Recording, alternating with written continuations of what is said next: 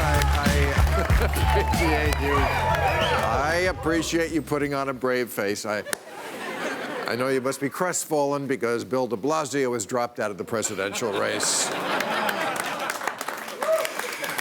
He said, I'm married with 2 kids. I can stay home and not be taken seriously. So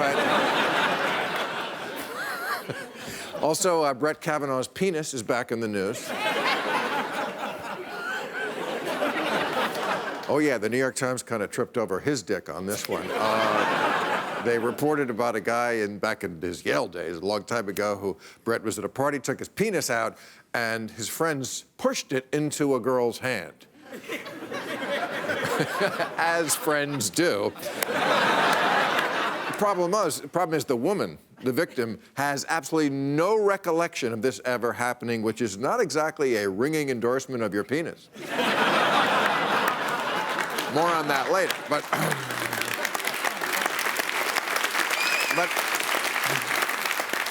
President Trump was here in L.A. this week. Wasn't that great? For secret meetings with donors. I love the Republicans out here. They always say that they're not ashamed to be associated with Trump, and yet when he's here, they come and go by tunnel. You know, that you never... Now, Trump came to California really for 2 reasons, raising money, and also he's made a big issue of the homeless, right? We have a homeless problem out here, worst in the nation, and Trump is going to do something about it. He says the homeless destroy cities. Okay. It is a problem. They don't destroy cities. A Starbucks restroom, yes, I've seen that. I've seen them completely destroy that, but... And now for this week's, if Obama did it, he'd be impeached by now. Okay, he's following, this is all over the news, say the whistleblower scandal. We have a whistleblower scandal. Some yet anonymous member of the intelligence community was apparently so alarmed over the summer when he saw Trump do something, say something to a foreign leader, that he reported it to the Inspector General. That's who you'd go up the chain to. And it was labeled of urgent concern. That's a designation. And of course, when it's that important, they take it up to the Director of National Intelligence. And under federal law, the Director of National Intelligence, it says, shall deliver this report if it is of urgent concern to Congress. But the Director of National Intelligence, he says he's not going to do that, citing the old statute, go fuck yourself. Now, there are a lot of facts we don't know about this, like who the whistleblower is. We don't know that, but we just know that it's someone who finds Trump's behavior a threat to America. Yeah. Which narrows the list down to everyone, everywhere. We know...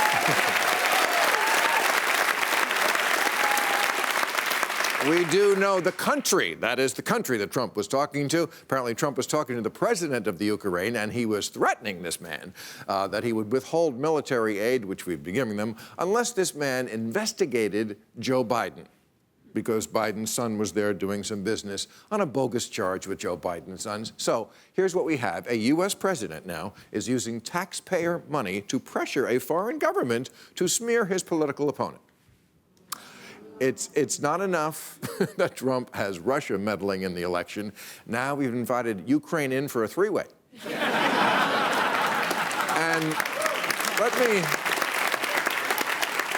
me save you some time and an emotional investment in this scandal, because I can tell you how this is about to go down. Okay, right now we are at the denial stage. We didn't do it.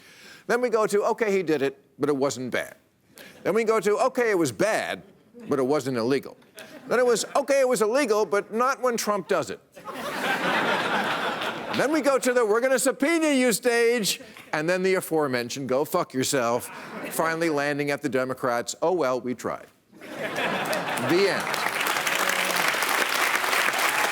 Yeah. Trump actually tweeted this today.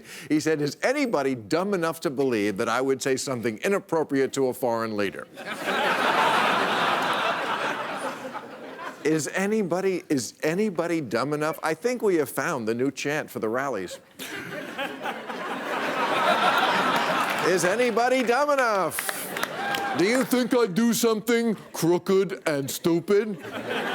Yes, but you lost us at think. And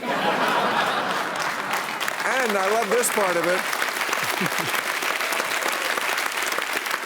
The president of the Ukraine, recently elected, is a comedian.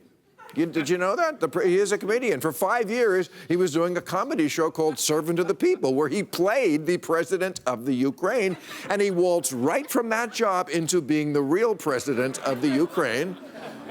Imagine that. What a fucked up country that must be, huh? Yeah, for once, America, though, this week, not the only country that's embarrassed Canada.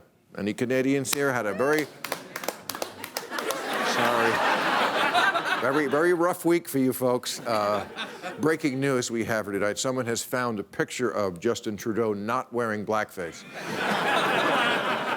Yeah, it started, I think, Tuesday. They found an 18-year-old photo of Justin Trudeau, the Prime Minister of Canada, in what they are calling brownface because he was dressed as Aladdin for an Arabian Nights themed party, and now he is on the Liberal Party's shit list and on Trump's no-fly list.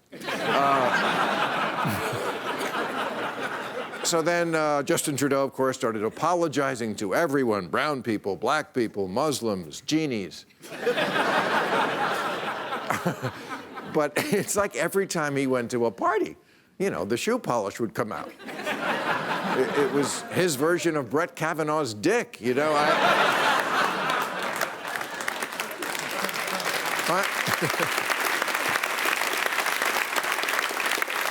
Finally, a friend of his said, you know, you can also use that on shoes. But yeah, no, Trudeau said this does not look good. He said he can't really say how many times he got into blackface. I mean, as political excuses go, that's right up there with, I thought she was 18. And now everybody, you know, is just looking through their yearbook, you know, fine. And I must say, I'm going to get this out in the open, I did something terribly embarrassing that is in my yearbook. My yearbook quote is from Peter Frampton. I just want that out there. No, I tell you, folks, I am playing it safe this Halloween. I am going as a self-loathing albino. All right.